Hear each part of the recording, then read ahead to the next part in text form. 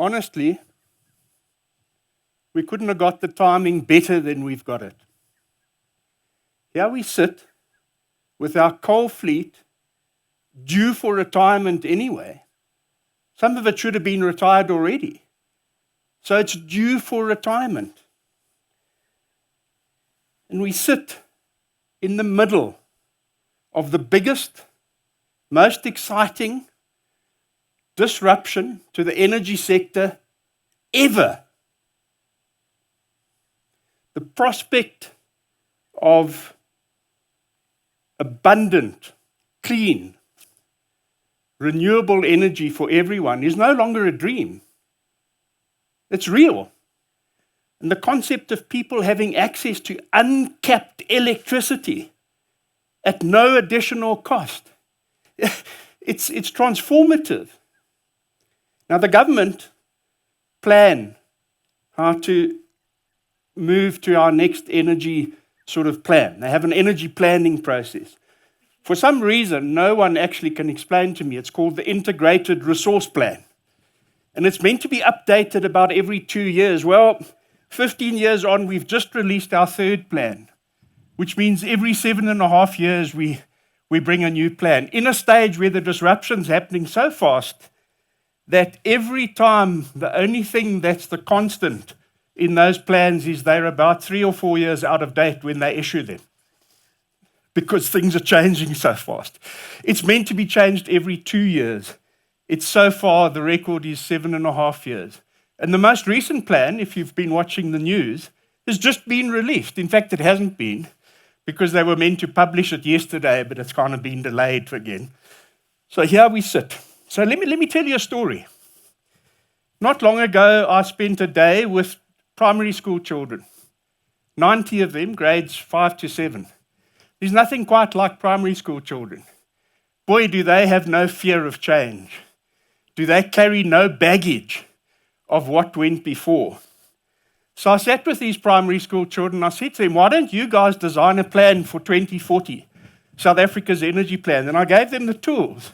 I gave them some software, and I said, go for it. 2040 plan, it must be secure, it must be affordable, and it must be clean.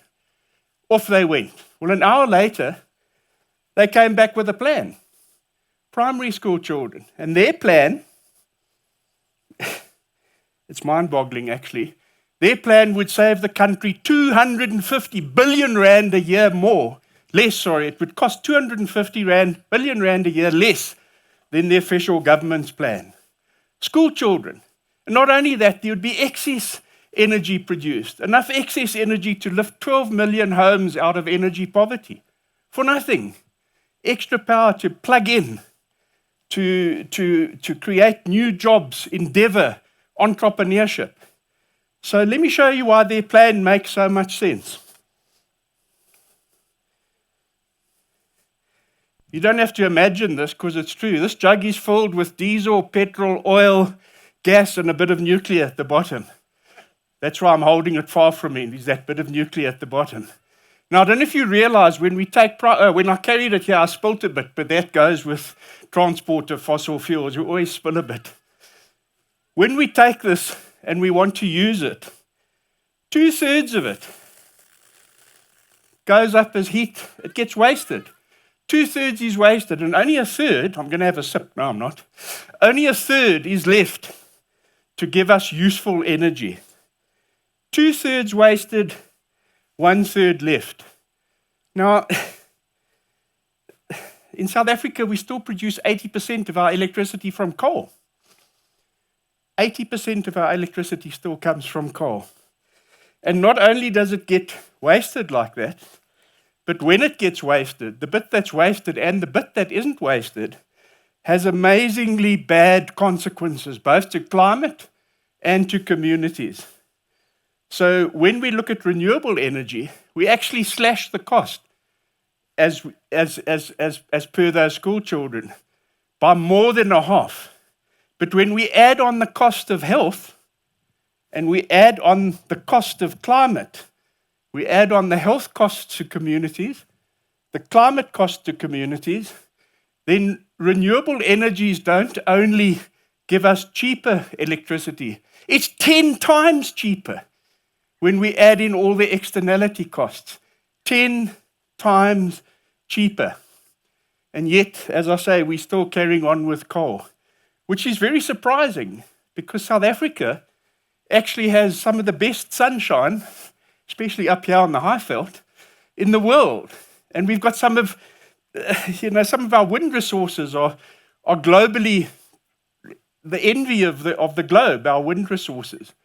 And we still press ahead mainly with coal. Now, I was looking this morning when I woke up early, I was looking at the Netherlands. Did you know that the Netherlands have installed 3 times as much solar energy as what South Africa has? Well, there's a country renowned for wide open spaces and copious sunshine.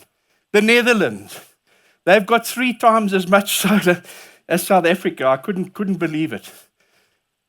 Right, so we need to seriously look at reducing our coal. And as I said, fortunately, we are going to reduce our coal. We can start with a blank sheet, if you like, and kind of invent or have those school children tell us what to do for our energy future. Now, as soon as one talks about this, one talks about job losses associated with closing down coal plants and coal mines. Sure. But the just energy transition doesn't just include looking after those people who've lost their jobs, because the renewable revolution is going to create 3 times as many jobs as what are lost. So the challenge is going to be to repurpose, make sure that those people get jobs in the new economy. But here's the bitter irony. Children who grow up in Mpumalanga, in the shadow of the coal plants, none of them work there. Their lungs are buggered. Their hearts are compromised. They don't pass the medical examinations required to get a job at a coal plant or a coal mine. That's just not inefficient. It's an injustice. And it's cruel. And all the while we've got 3/4 of South Africans, 2/3 of our households, 12 million, live in energy poverty, which means they're having to make daily choices between food and electricity. They're hungry for electricity, and they literally go hungry to be able to afford electricity. And the plan that the school children put together, where we have access to superpower, lifts these households out of that energy poverty and literally will be transformative. So for as long as I can remember, people speak about the energy trilemma. We can't have it all. It must either be clean, affordable, or reliable. Well, that's a lot of nonsense these days. With the drop in prices of renewables, we flip that energy trilemma into a virtuous circle. The cleanest energy now is also the most reliable and the most affordable. There's nothing tugging at each other anymore. It's the best. So how do we meet our electricity situation in South Africa at the moment? Sometimes we don't meet it, actually. But how do we meet it? So in South Africa, we use about 26 gigawatts on average. Now, what's 26 gigawatts? Where's Tati? He was wondering what gigawatts were. 26 gigawatts. Each gigawatt is a stage of load shedding. Now we know what 26 gigawatts is. And then at peak times, it goes up to about 31 gigawatts.